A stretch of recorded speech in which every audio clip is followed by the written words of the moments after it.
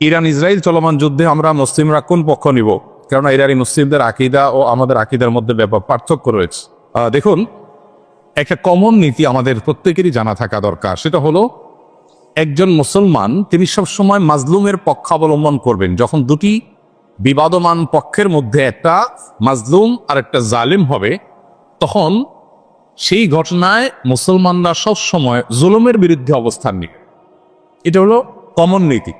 এমনকি জুলুমের শিকার মানুষটা যদি অমুসলিমও হয়, তারপরেও তার প্রতি মুসলমানের সিম্প্যাথি থাকবে। মুসলমান কখনো জুলুমের সাথে সঙ্গ দিবে না যদি জালেম মুসলমানও হয়।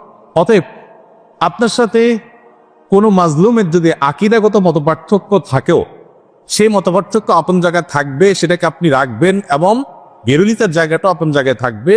কিন্তু এত সত্ত্বেও যদি সে জুলুমের শিকার হয়, তাহলে আপনি জুলুমের বিরুদ্ধে অবস্থান নিবেন। অন্তত সার্বিকভাবে সামগ্রিকভাবে আপনি সেটার বিরুদ্ধে অবস্থান নিতে না পারলেও মানসিকভাবে হলেও তার বিরুদ্ধে আপনাকে অবস্থান নিতে হবে। এটি হলো মৌলিক নীতিমালা। মুসলমান কখনো জালেমের পক্ষে যেতে পারে না, মাজলুমের পক্ষ মুসলমান সবসময় নিবে। এক্ষেত্রে সূরা রুমের যে ঘটনা, সেটা আমাদের জন্য একটা বিশেষ নির্দেশনা হতে পারে। সূরা রুমের শুরুতেই আল্লাহ তাআলা যে বলেছেন আলিফ লাম মিম গুলিবাতির রুম, এখানে আমরা দেখেছি যে রোমানদের সাথে তখন পারস্যের অগ্নি প্রজ্বলতের সাথে যে যুদ্ধ হয়েছে, সেই যুদ্ধে মক্কার মুশরিকরা পারস্যদের আর মক্কার মুসলমানেরা সাহাবা একরাম তারা রোমানদের সমর্থন করেছে। কেন? কারণ রোমানদের সাথে আকীদাগত মতপার্থক্য থাকা সত্ত্বেও তারা আসমানি ধর্মে বিশ্বাসী, মুসলমানরা আসমানি ধর্মে বিশ্বাসী। এই জায়গাতে মিল আছে, এই যে ঐক্যের একটা যোগসূত্র আছে, সেটার ভিত্তিতে তাদের প্রতি সমর্থন ছিল। আর পারস্য তারা মুশরিক ছিল, ঐক্যের যোগসূত্র ছিল না সে অর্থে, এই জন্য তাদের বিরুদ্ধে ছিল।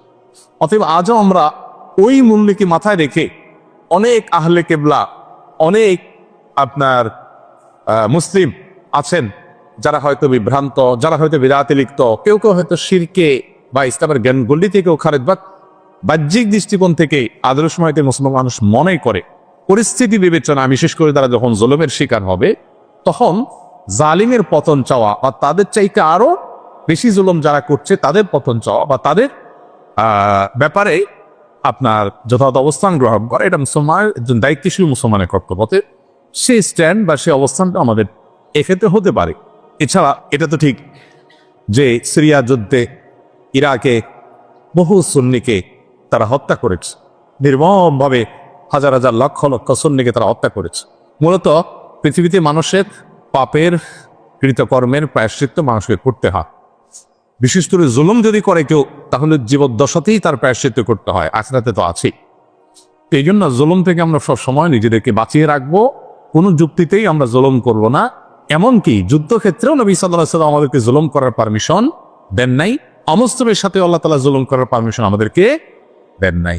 অতএব যে জুলুম আল্লাহ নিজের জন্য হারাম করেছেন, হাদিসে কুদসিতে আল্লাহ বলেছেন, ইন্নী হারামতু যুলমা আলা নাফসি, হে আমার বান্দারা, তোমরা জেনে রাখো আমি নিজের প্রতি নিজের জুলুমকে হারাম করে রেখেছি। ফালা তাযালামু, অতএব তোমরা একে অন্যের প্রতি জুলুম করিও না। এটা আল্লাহর কথা, হাদিসে কুদসি থেকে বলেছে। সো জুলুম থেকে আমরা হাজার মাইল দূরে থাকবো, আমার তারা যেন কারোর প্রতি অবিচার না।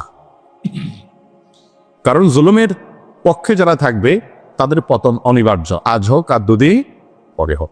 ইসলামিক দলে তারা কি বাধ্যতামূলক ক্রিয়া, নির্দিষ্ট দল না করলে কি মানুষ কাফের হয়ে যাবে? ভাই, এগুলো হলো বিভিন্ন আমাদের ভাই ব্রাদারদের বাড়াবাড়ি। বিভিন্ন ইসলামিক দলের কর্মীরা তারা তাদের মতো করে অনেক কথা বলেন, যেগুলো আসলে না কোরআন হাদিসে আছে, না তাদের দলের নেতারা তাদেরকে ভাই বলো। এরকম অনেক ভাই ব্রাদার আছেন যারা এই ধরনের কথাবার্তা বলে। একজন মুসলমান রাজনীতি সচেতন হতে হবে।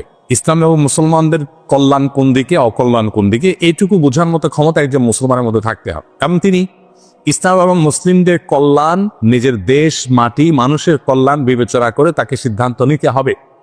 তার কোনো সিদ্ধান্ত এটা যদি কোনো খারাপ মানুষের বা ইসলাম মুসলমানদের প্রতি বিদ্বেষ পোষণকারী বা ইসলামের ব্যাপারে অমনোযোগী মানুষের এগিয়ে যাওয়ার পথকে উন্মোচন করে, সে আল্লাহর কাছে দায়ী থাকবে। এজন্য তার রাজনৈতিক সচেতনতা, তার মতামত এবং ভোট প্রদান, এগুলোর ক্ষেত্রে অবশ্যই দায়িত্বশীলতার পরিচয় একজন মানুষকে দিতে হবে।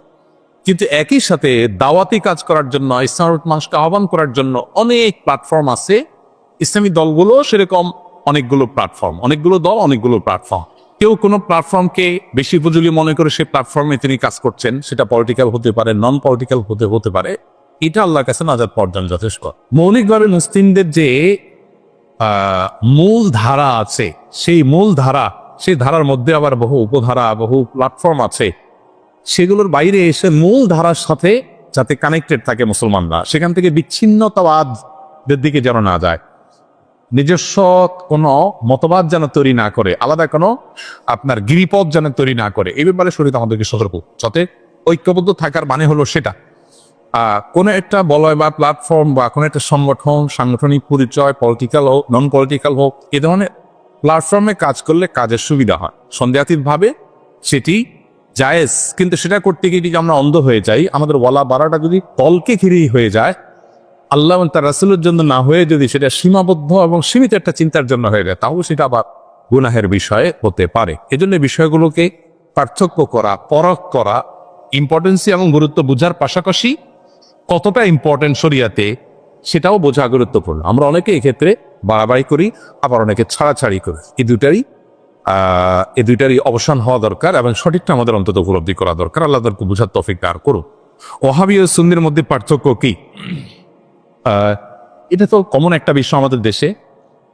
সৌদি আরবের আব্দুল ওয়াহাব নজদীর অনুসারী যারা, বিশেষ করে যারা বেদাত এবং শিরকের ব্যাপারে একটু বেশি কঠোর এবং সচেতন, আমাদের সময় তাদেরকে ওয়াহাবি বলে মানুষ ঠিক। যদিও ওয়াহাবি হওয়াটা কারোর কাছে গৌরবের, আবার কেউ এটাকে গালি হিসেবে দেয়। আবার এর বিপরীতে যারা আহলে সুন্নাত জামাতের অনুসারী বলে দাবি করেন নিজেদেরকে, তারা নিজেদেরকে সুন্নি হিসাবে পরিচয় দেয়। তাদের ব্যাপারে আবার ওয়াহাবি পরিচয় বা ওয়াহাবি ট্যাগ যাদেরকে দেওয়া হয়, তাদের দৃষ্টিভঙ্গি হলো যে এরা বেদাতের ব্যাপারে অনেক বেশি তারা আপনার শিথিল এবং বেদাতে অনেক বেশি লিপ্ত। এখানে অবশ্য বেদাতের সংজ্ঞা পরিচয় নিয়ে নানাবিধ মতো পার্থক্য আছে। এটা এমন একটা বিষয় যে এগুলো চাইলেই আমরা এই বাউন্ডারিগুলো দূর করে ফেলবো, এই ওয়ালগুলো দূর করে, দূরত্বগুলো দূর করে সব একাকার করা সম্ভব না। তবে হ্যাঁ, কোনো মুসলমানের মধ্যেই মৌলিক কিছু বিষয় আছে যেগুলোতে কোনো পার্থক্য বা ভিন্নমত থাকার সুযোগ নেই। এর ভিতরে একটা হলো আমরা কিতাবুল্লাহ এবং সুন্নাত রাসূলুল্লাহর অনুসরণ করব, এর মধ্যেই নাজাত, এটাই হলো সেফ এবং নিরাপদ পথ। অতএব আমরা যত বেশি সুন্নাহর কাছাকাছি থাকবো বা সুন্নাহর উপরে থাকবো, তত বেশি আমরা নিরাপদ থাকবো ইনশাআল্লাহ। কিয়ামতের আগে বহুবিধ দল এবং ফেরকা তৈরি হবে। নবী সাল্লাল্লাহু আলাইহি ওয়াসাল্লাম বলেছেন, কুল্লুহুম ফিন-নার ইল্লা মিল্লাতুন ওয়াহিদা। এর মধ্যে একটা ফেরকা নাজাত প্রাপ্ত হবে। তারা কারা? তারা হলো মা আনা আলাইহি ওয়া আসহাবি। নবী সাল্লাল্লাহু আলাইহি ওয়াসাল্লাম তার সাহাবীরা যে পথে ছিলেন, বাস আমরা নবী সাল্লাল্লাহু আলাইহি ওয়াসাল্লাম এই কাজটা এভাবে করেছেন কিনা, করতে বলেছেন কিনা, সেটাকে আমরা আমাদের অবলম্বন হিসেবে গ্রহণ করলে এটাই হবে আমাদের জন্য নিরাপদ। ট্যাগ, নাম যাই দেয়া হোক না কেন, অতএব সেটা হলো আমাদের কাছে মুখ্য এবং মূল বিষয়।